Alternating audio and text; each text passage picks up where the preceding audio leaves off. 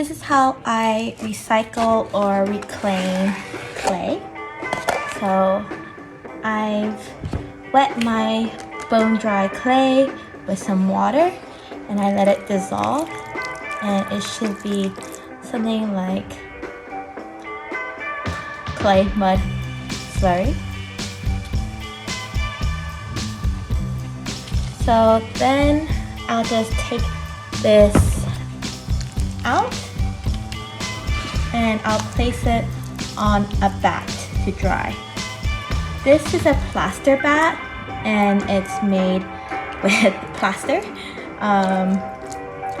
And the great thing about this is that it will absorb water. So it'll draw out the water from the clay, and then the clay will be able to dry out to a consistency that's usable. So I'm just gonna finish putting all my clay on this bat,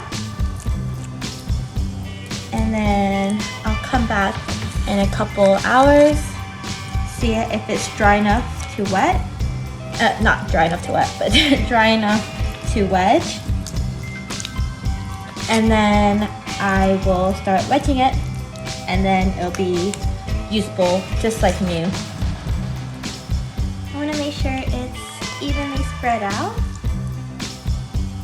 so that the plaster can draw all the water. The thicker you lay it on, the longer it'll take to dry. Some potters might do this with their clay while it's drying, but it really makes no difference if you do that or not.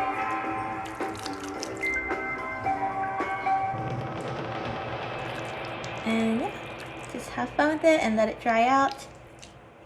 And I'll be back in a couple hours.